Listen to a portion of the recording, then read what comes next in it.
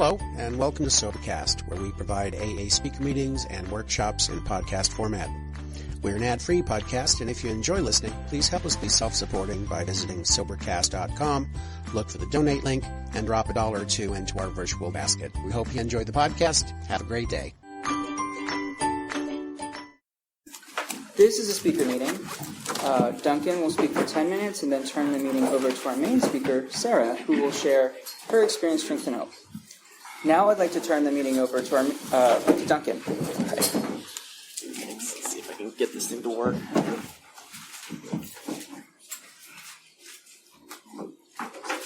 Sorry, can people hear me?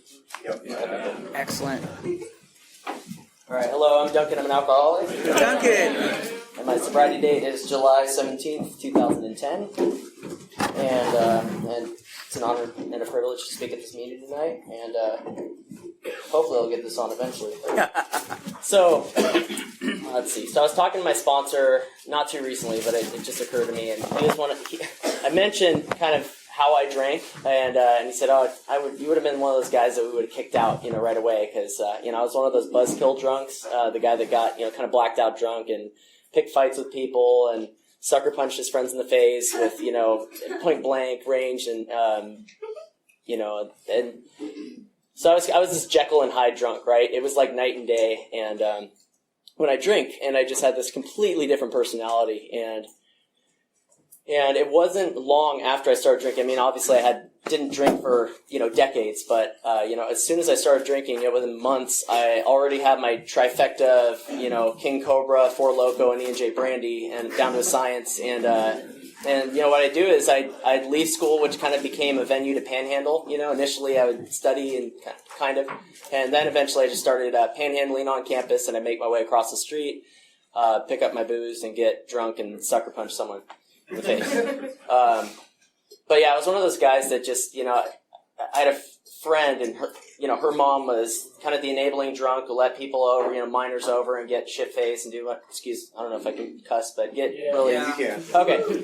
Get really drunk and, do a bunch of drugs and, and hopefully not get in trouble with the cops. And so I'd go over there, and I'd be that guy that, she'd invite me, and then by the time, I was blacked out, I was causing a ruckus, she'd say, "You can't stay here, you gotta go somewhere else," And this is an ongoing process. I'd go like 6 miles to and from this house, and, quite often I'd find myself, I'd teleported from her house back home in a blackout. And that happened more often than not. So yeah, that's just kind of a brief drunkalogue. I was one of those people, I'd pick up a drink and I could not tell where I would end up. I crossed that blackout threshold, and sometimes I would be, a few shots or a few drinks or whatever in, and I'd black out, and sometimes, I would drink indefinitely and I wouldn't black out. But the bottom line is, when I started drinking, I didn't know at which point I would stop drinking. I couldn't predict a number of drinks and meet that standard. And even if I, were to do it once, there's a lot of doubt that I would have been able to do it twice in a row. So, my life, my family life kind of took a backseat. I'm the oldest of 6 kids. I turned into this monster. My family didn't really, they wanted me around, but I just couldn't be around, and when I would come in after these benders where I disappear for a couple days, I do the tail between my legs, walk of shame up the front walkway, and get this disgusted but broken-hearted look from them, and then I do it again, once I, had enough energy in me to go out and do it again. And, I still remember one night being blacked out, and I'd sucker punched my friend in the face, and he beat me up, and I was bleeding, and my brother was crying, my youngest brother, and I didn't know what to do. I remember I was just drunk, and I felt terrible, and I was coming out of this blackout, and I'm trying to comfort him, and I don't know if I caused him to cry or if he was already crying or what. But that's just how it started to look, at my house. And eventually, I evicted myself from the house, and they gave me an ultimatum. Either you go back to treatment, because I've been through a few times, or you can continue to drink, but not under this roof. And so that's what I chose to do. I moved out. I got a spot. It was my Ford Taurus station wagon,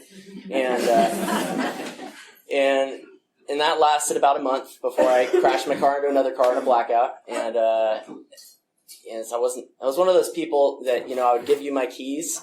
I'd say, "Don't let me take the keys from you." And then I would, bully the person, whatever person took my keys, I'd bully them into giving me my keys, and so on and so forth. And so eventually, I didn't really last too long along those lines, and my home got taken away. I had to get it out of the impound, and that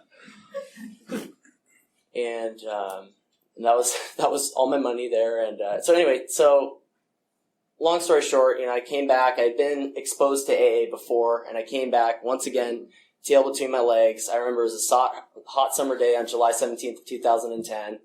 I was confused. I thank God, those walls were down. A drunk who's not done drinking, they have these walls up, and you can't get through. It's like, I know, people will ask me, like, why aren't you willing to get sober? It's like, I'm just not. And there's nothing you can say or do to convince me that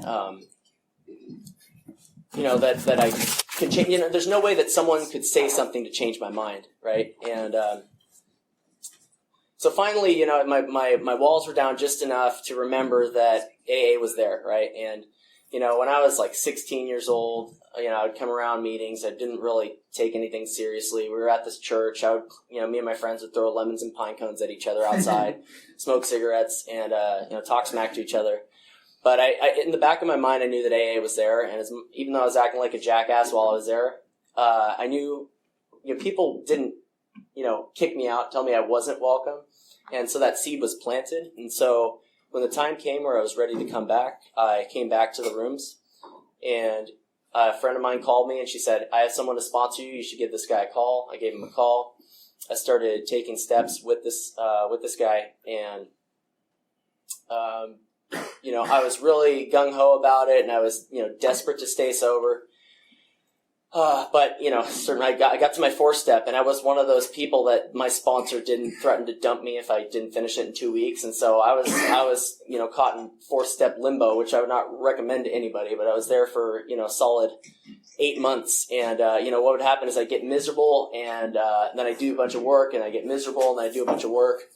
And then finally, I finished this 4th step, which was just ridiculously, probably unnecessarily long, but I was told to do a fearless and thorough job, and that's what I did, even though it just took me longer than it probably should have. But, I ended up continuing and going through the process, and, I reached a point in my sobriety where certain behaviors that weren't even present when I was drinking had, come into effect after I sobered up, right? And extremely selfish, hurt a lot of people, and it didn't catch up with me until, after I had gotten to step 9 and I was making amends while I was causing emotional damage to people.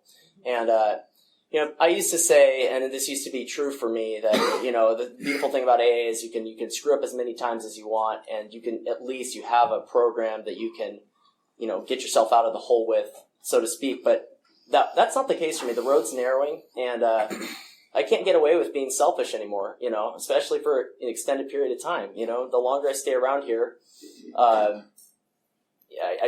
just can't walk, especially having not taken a drink, causing damage to other people, leaving damage in my wake. Because then I start picking up untreated alcoholism, and it seems like there's just too much work to do, and I've alienated a bunch of people, and so I can't live on Duncan's Anonymous. It just doesn't work for me, and so.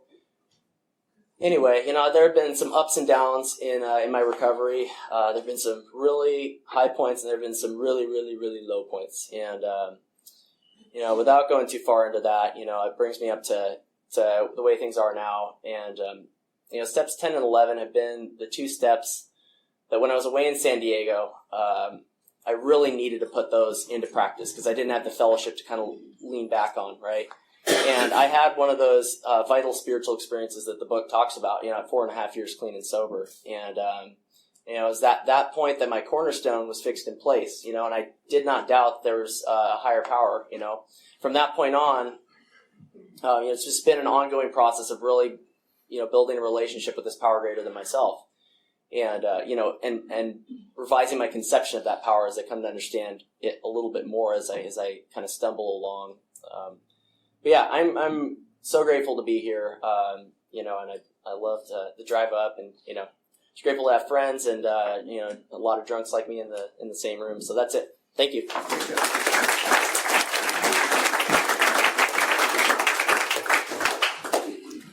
And And now I will turn the meeting over to our main speaker, Sarah.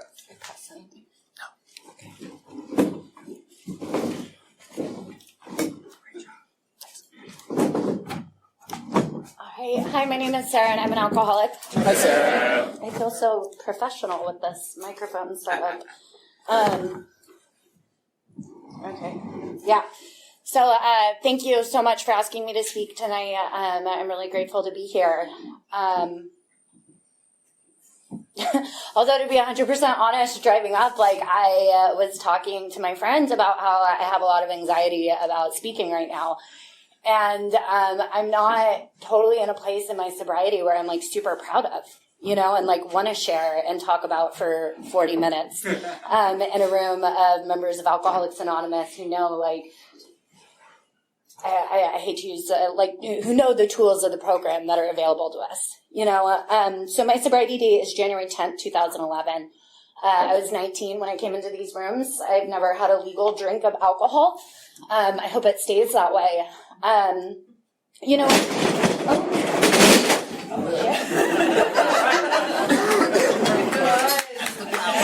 feel like that's a total agreement that I should not drink again or something. Okay, so moving on. So, when I came into these rooms, I did not believe I was an alcoholic, when you get sober at 19, and I grew up in Mountain View, it's kind of hard to get your hands on alcohol. It happens. There's ways to do it, but I found other things to do. Drugs are a part of my story. And I found it really difficult to identify with all these things that I heard about of getting DUIs and getting arrested and getting kicked out, and losing jobs and families and all these things, because those things never happened to me. Granted, I didn't have a lot to lose other than my own respect and the people's respect around me, and I lost that. I sat in these chairs and I just thought to myself that this isn't true. I'm not an alcoholic. My dad has 10 years sober in this the program, and I saw how alcoholism affected our household, and it wasn't until I got older, or it wasn't until I gained more time in sobriety, that I realized how similar our behaviors was. That was one of my cop-outs, was that I'm not an alcoholic because I didn't behave the way my dad behaved. But then as my mind got more clear, as I started working the steps, as I got to really look and evaluate the choices and actions that I made while drinking, I started to see the pattern of putting, myself before everybody else, wanting to change, but not really knowing how, those promises, those empty promises of I'm not going to do it again. I'm so sorry. I love you, whatever it is. And then that not being the case the next day, So I get here, and, I didn't identify. I didn't see myself as an alcoholic, and it wasn't until about 3 months, maybe 4 months, sitting in these rooms, I can't think of a better word than grace, that I got to stay sober for those 3-4 months, not doing much work, that I stayed here, and eventually, I saw, I'm an alcoholic, I belong here, and 5 years later, I'm here. So I'm not one of those people that believe or preach that if you don't think you're an alcoholic, go test the theory. I think it's very easy to discover whether or not you're an alcoholic by sitting in these rooms and choosing or not choosing to, apply the solution. I'm fucking miserable if I'm not applying the solution. I'm lonely, I'm depressed, I'm angry and self-centered. I want to die.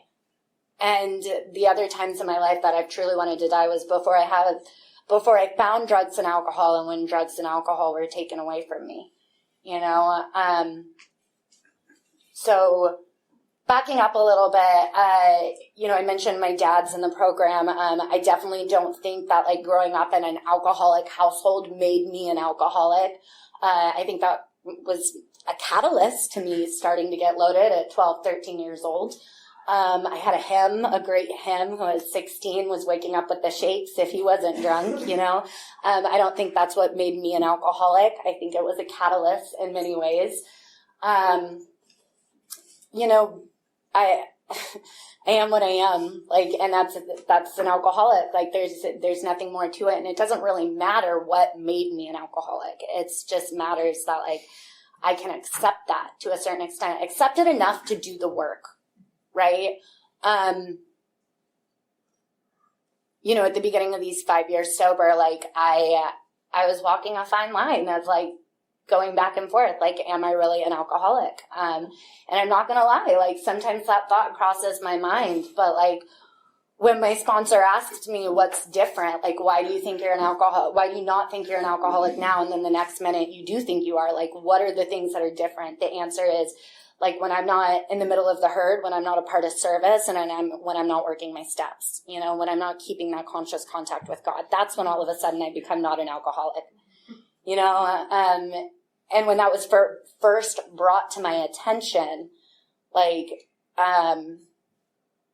you know, that's when, like, I felt more hope, you know.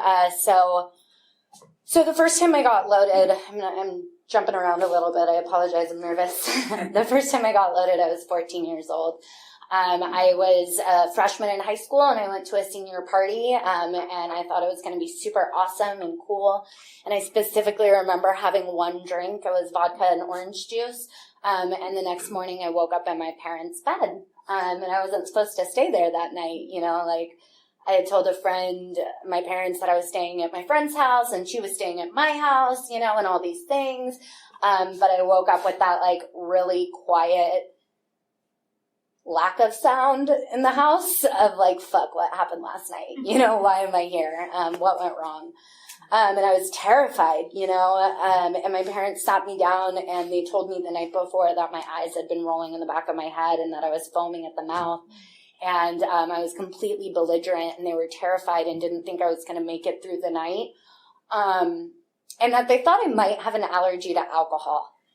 And I was entering high school, and the word allergy to me, like, I associated it with, like, a peanut allergy, you know, and that it's deadly and, like, all these things, right? And so I was super bummed out that I was entering high school with this so-called allergy to alcohol, you know, like, all these thoughts that I had about, like, how high school is going to be so great and, like, parties and drinking and doing all these cool things that you see in the movies, like, all of a sudden, like, wasn't going to apply to me, you know. And I was scared. Like, I was scared of not knowing what had happened to me. I was scared of what my parents had said to me. I was scared of the consequences of though you're grounded forever and we're always going to check and call where you're staying the night from now on. I was scared. And then 3 months went by, and I took a hit out of a bong for the first time. And I got really paranoid, and someone handed me a beer and said, drink this, you'll feel better. And I drank it, and I felt better, you know, and that paranoia went away, and that fear of, like, oh my God, if you touch alcohol to your mouth, you're going to die, went away. And so that meant it was time to go, you know. And so, you know, I talked about earlier how it was difficult for me to identify as an alcoholic. And I think what made it so difficult for me was that I jumped around so much throughout my drinking and using, you know. Like, I started smoking weed and drinking, and that was always kind of there, you know. And then someone showed me this awesome stuff called Blow, and I loved it, and it was awesome. And then people started noticing that I was dropping weight way too fast. And so, you know, I kind of got caught, and I had to, like, stop that. And I was like, oh, that's a problem. Can't do that anymore, you know. And then I was introduced to raves and ecstasy, and I started doing that. And then I overdosed several times. And so I was like, can't do that anymore, you know. And and that's the cycle. Like, you know, it didn't matter what it was. Something came up, it got out of control. I found something else that got the same job done, you know. And what it was about for me was, as soon as I was with this group of people and we were all, like, I want to say on the same level, but the reality is I was on a different level. But I thought we were on the same level, you know, and, like, I just felt a part of, like, I felt okay, you know, I felt important, like, I felt these bonds were amazing and all these things, you know, and then, like, I'd sober up and I'd be back at my parents' house in my room, and I was just miserable, You know, like I really just wanted to die. Like I hated myself. Whatever problem it could be, whether it was like they didn't like me, I didn't like me, he didn't like me, I'm not pretty enough, I'm not smart enough, I'm not skinny enough. Like it just didn't matter. Like it was all like unbearable, and I wasn't able to deal with it. You know, like the AA jargon, the book talks about, like I could not deal with life on life's terms. And I had to get loaded in order to do so. And it's really wonderful how the magic of the program, when saying that out loud in front of a group of alcoholics, reminds you, like, yeah, that's why you're a fucking alcoholic. Like, that's why you belong in these rooms. You know, that's what ensures our sobriety, is working with other alcoholics. So, you know, a couple ODs later, a couple concerned talks with my parents later. It was time to graduate high school, and you know, my parents sat me down and told me, like, we don't really have all the funds to send you where you want to go out of state. We think you should stay at home. And I was like, Chico State's really cheap. Let's go there. So I ended up in Chico for 3 months, and then I came home. And so, you know, God, dude, it's like that whole, like, I think about how I wasn't an alcoholic, right? Because I didn't drink all the time, and, you know, no paper bags and under bridges and stuff. And then, like, just recently I remembered that I totally drank under a bridge in Santa Cruz one time, and, like, in Chico we drank out of bags all the time. So I hit those qualifications. But, you know, things spiraled really, really fast. And I had, like, a nervous breakdown, and I came home, and I was a mess, and nobody knew what was going on. I didn't know what was going on. My parents were terrified. My sister was terrified. I had lost a majority of my friends at this point. And eventually I was 51-50, and I was diagnosed with bipolar disorder. And I find it super pertinent to talk about this, and I don't view it as an outside issue, because I was given medications, and I was told that if you continue to drink and use on these medications, they will not work, and you will end up back in the psych ward. You know, and my response to that was, I want to talk to another doctor. And, you know, I kept getting the same answers, but eventually, like, I started hearing different responses, which was like, maybe, we don't know, you know. So, like, a few months after I got diagnosed, like, at this point, because I didn't know how to make friends without getting loaded with them. You know, unless I could invite you to smoke a blunt with me, or to go play beer pong with me, or go to a party with me, or Duplo with me. Like, I didn't know how to connect with you. Like, I didn't feel I had anything to offer.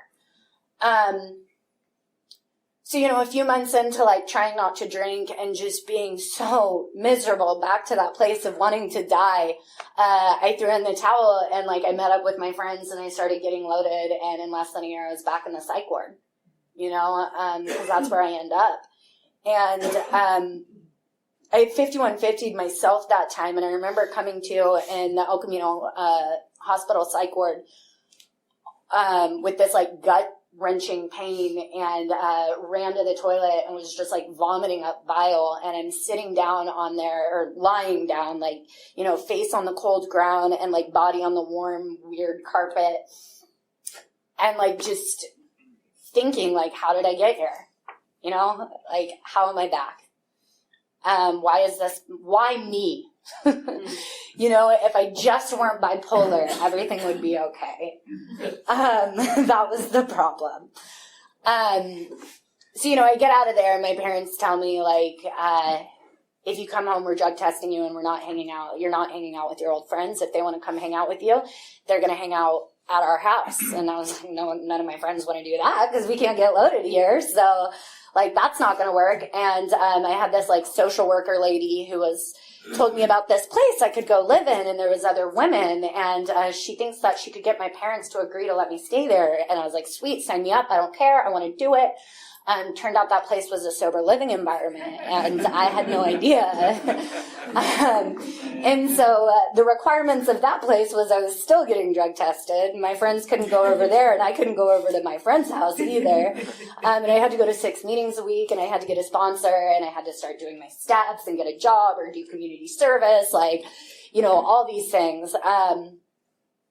And so, you know, this brings me back to being like 19 years old, sitting in these rooms, just being like, what the fuck? Like, I'm not supposed to be here, you know, and just fighting it. Like, right before the second 5150, the other him went to jail, and I was writing to him, and I was trying to post his bail, and we were going to run away together, and everything was going to be wonderful. And like, I was going to be a mob wife, and it was going to be great, you know, those were my plans. And like, Alcoholics Anonymous was a terrible idea.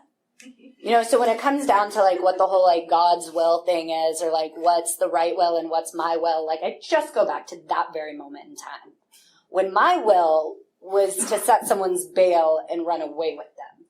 And like the will of the universe, God's will, whatever you want to call it, was to sit in a meeting of Alcoholics Anonymous and get the solution from the 12 steps and live the life I'm living today. You know, so like anytime it comes down to like a him or a job or a fight or a her, like whatever it can be, like I just think of that, like maybe I don't know what's best. Just maybe. And that works for me. Like it works really, really well. So, you know, 3 months into the room, being in the rooms, I'm miserable. I don't know how to function. I don't know how to talk really. Like, I was the kid that walked in the rooms and everybody was like, we don't think she's going to make it. You know, and I'm sitting in my home group and someone's talking and I have no idea what they're talking about, but I'm sitting there thinking, like, you know, okay, obviously smoking weed takes me to the psych ward and, like, hard drugs are kind of frowned upon, but, like, drinking, like, I can get away with just drinking on the weekends. You know, like, it's okay. And then I had this thought cross my mind and, like, God conscious, like, miracle thought, whatever you want to call it. It was like, if you're not an alcoholic, why is it so important to you that you figure out a way to drink so badly? And it was the most terrifying thought. And I just started bawling. And I tried to leave that meeting as fast as I could. But I was surrounded by women who wouldn't let me. And it wasn't that I hit the ground running after that point at all. Like, you know? But it was a moment of clarity. Like, it was a moment for me. And it was amazing. And I'll never forget it. You know, so I start working with the sponsor and we do the first step and the best I can manage is maybe my life's unmanageable and maybe I'm an alcoholic, you know, but that was my 100% at the time and that kept me sober. So if it's just a maybe for you, like that's okay. There's nothing wrong with that. Like 3 weeks ago, it was a maybe for me, you know, that's the reality of alcoholism. As like our disease is trying to take us out. Our disease is trying to kill us. Our disease is trying to get us loaded in whatever way possible. So, you know, I do this like maybe first step and I get to my second step and somehow I'm not convinced that I'm insane, even though I've been to the psych ward twice in 1 year, but like it was still kind of up for debate. You know, and I'm trying to figure out this third step on like how to make it perfect and what it means to turn my will over. And I don't even know what that looks like or what it means. But I do the reading and, you know, basically what I'm trying to say is like, other than just writing everything down on my fourth step and reading it to my sponsor for my fifth step, like I had no idea what I was doing up until probably like 9th, maybe 10th step the first time around. Like, I just did what I was told. It was as simple as that, you know? And so, like, all those cliches of, like, wait for the magic to happen and, you know, I don't know, the rest of them. Like, that's like, it's the truth. And I hate that they're the truth, but, like, it is true. You know, and they're becoming so much more apparent to me, like, recently, like, one day at a time, really, like just today, like I just need to stay sober today and I'll trip about tomorrow. But right now, this is all that matters. And by the time I was in between my 6th and my 7th step, my sponsor stopped answering the phone. But what had happened is I had got involved with this young people's group, Sicky Paw, Sonoma County, I also moved up into Sonoma at some point, but Sicky Paw, Santa Clara County Young Peoples of Alcoholics Anonymous. And I got into service, and it was this rowdy group of, young adults, just young people, and, everybody. And, we learned about traditions. Like, we sat in the business meetings and we built resentments, and then we ran to our same circle that, we were all sponsored by, and, figured out, how to get over these resentments. And, we were so fortunate. I didn't grow up sober in any other area than San Jose, but, I am so grateful for the people who came before me in that town. The people that got sober at 19 and 20 and 25 and, had 15, 20 years sober when I was still struggling, at 19 years old and whatever, and coming to them and just being like, sweetheart, we made that mistake. You're okay. You're going to survive. It's going to be okay. Don't get too mad at them. They're going to save your ass later on. And it's true, and it's happened. And those people that, there's always that one person or the multiple people that, you do not want to be caught dead in a room with because you hate them that much. Maybe it's just me, I don't know. But, eventually, we grow up together. We walk through sobriety together. And those people have saved me. They've really saved me. I've gotten to save them. It's fucking rad. So I had told myself when I first got sober, someone told me to give it a year, and I thought a year was a really long time. And I couldn't control how fast a year went by, but I could control how fast I worked the 12 steps. And I was like, I'll work the 12 steps. And by that time, if I'm done and I don't like it, then I'll leave. And they're like, okay, sounds great. Good plan. So instead of doing this whole, I'm just going to give it a year, I decided to, do the 12 steps. And like I said, by the 6th step, when my sponsor stopped answering the phone, I was eager. I wanted more. I got a taste of what it was like to make friends, and feel like I had something to offer that wasn't weed or alcohol. I got to have real conversations with people. I got to really learn some rad things about myself. Some things not so rad, but I got to learn how to correct them to the best of my ability, or just maybe accept them depending on what they were. So at 2.5 years, I moved to Santa Rosa, and it was an experience. I was stripped from my fellowship. I was stripped from my sponsor, who I called so damn much. She knew what I was eating for breakfast. And I was stripped from the meetings that I regularly attended, and I really had to rely on my connection with a higher power. And what it looked like when I moved back from Santa Rosa was sitting on the front porch with that sponsor being like, I don't know what to do. And she was like, well, you're either going to get drunk or you're going to start working the steps again. It's as simple as that. And it is that simple. It's not necessarily that easy, but it's that simple, and my sobriety ebbs and flows. That's my honesty, 4 months ago, I was meditating every morning and doing a 10th step at night without being told, and trying to get to meetings as much as possible while, taking a full load at school and working and, doing life and all this shit. And today, I watch Netflix instead of meditate. And I'm not proud of it. I would love to be able to come up here and tell you how, I'm kicking ass at my sobriety, but, I don't really feel that. The best that I can do is, be honest, I work in the service industry, at this great restaurant, and, I'm around classy drinkers all the time. And I was not one of those. Like, I thought just buying a $9 bottle of wine made me a classy drinker, you know, because it was wine, so it's classy. And, like, it's hard sometimes, you know? And like I said, when my sponsor asked me what was different, like I said, I'm not in the middle of, you know, the fellowship. And, like, I check in with my girls, but, like, the beautiful thing when you grow up in sobriety, like, people have kids and people have families and people go in this direction and that direction and move for job opportunities and wonderful things.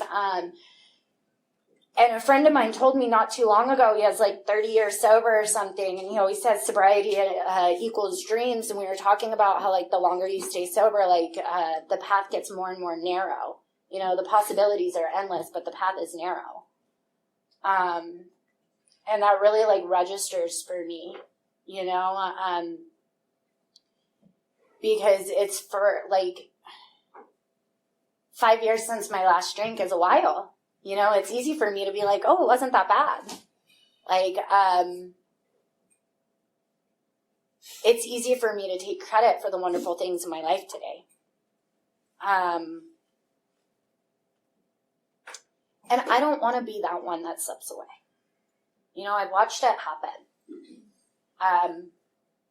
About a month and a half ago, I got a phone call that him, I was going to bail out of jail, was driving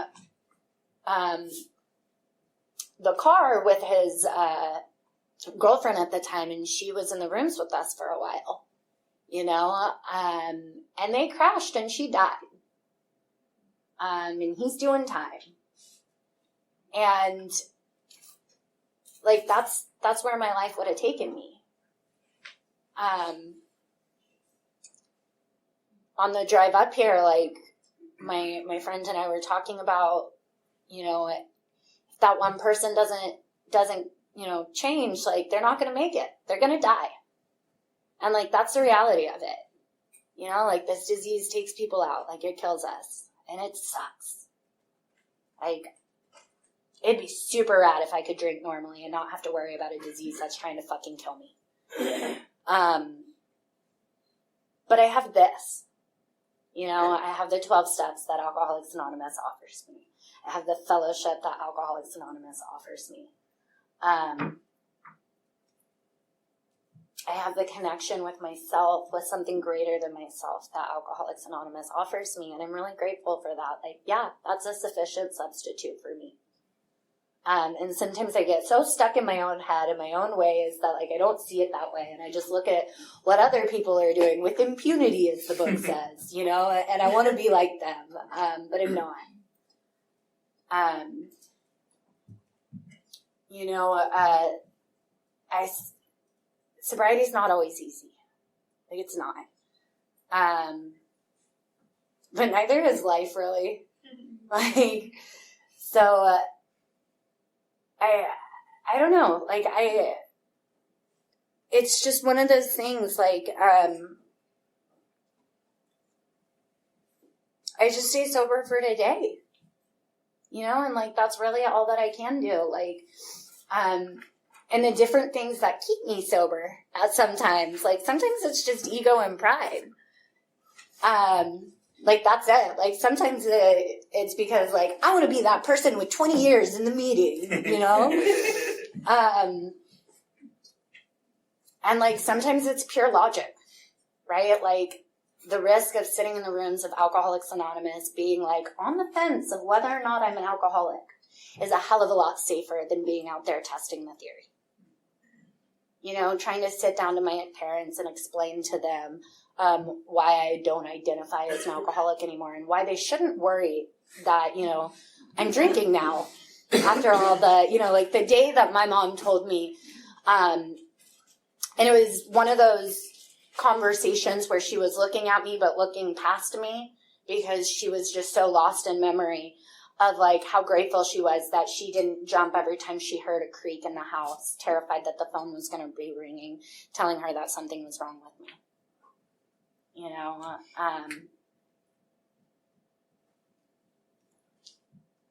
like, I remember the relief that was told to me when I had about 9 months sober and like the obsession to drink first came back for the very first time. And someone told me like, that's not something you need to be ashamed of. Like, you're an alcoholic. It's normal. And when those thoughts first started coming back for me earlier this year, my sponsor sat me down and she asked me, like, did you recoil from alcohol like it was a hot flame? And I had to sit there and I had to really think of it, we had this conversation after this training I had at work where we were learning about like these like fancy whiskeys. I don't know. But we sell them at my job. And I had this thought cross my head, and it's fucking insanity, but that's what this disease is. That like, God, it really sucks that I'm an alcoholic. Like, well, maybe if I just killed myself, I'd come back and I wouldn't be an alcoholic in my next life, and it'd be totally okay. Like, what is that? Like, it's crazy. I really hope someone can relate to that.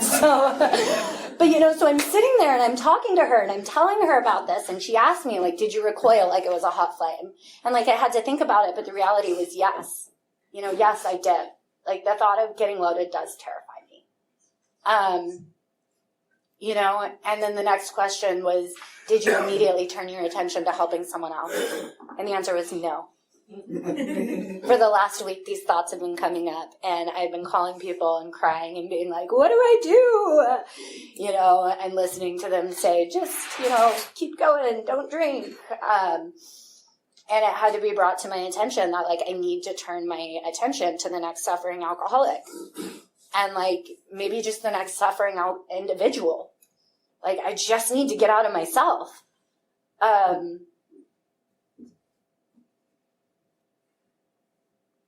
Relapse isn't a part of my story, and I'm really, really grateful for that. And I see those people who, like, I was at a midnight meeting not too long ago in San Jose, and, like, I saw someone who relapse is very prevalent in his story, and, that's that work with another alcoholic, like, listening to him loaded outside the meeting, talking about how he wakes up in the morning to listen to Joe and Charlie tapes while drinking Wild Turkey.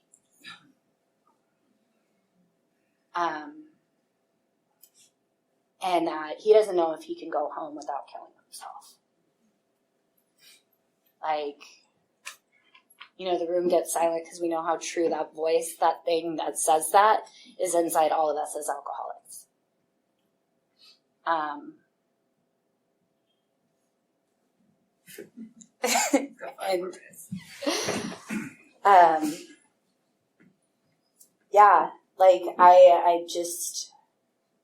don't know, like I said, like, I'm really grateful that, like, I got to come up here and speak tonight. Like,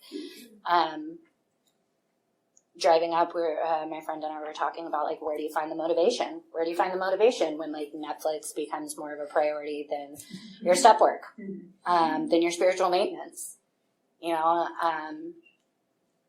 Talking about what it was like. That's what helps for me, working with another alcoholic. Like, yeah, my life is busy today, but, like, it's only busy because, like, Alcoholics Anonymous has helped me become the woman that I am today. I know how to show up for school today because Alcoholics Anonymous taught me how to show up. I know how to ask for help today in school because Alcoholics Anonymous taught me how to do that. Like, same with work,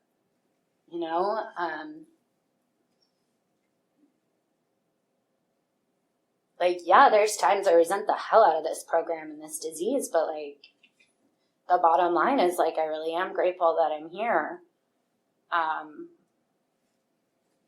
And unfortunately, I can't imagine growing up any other way. And I'm really grateful that this is the place that I've grown up, and I hope I can continue to grow up in the rooms of Alcoholics Anonymous. Thank you.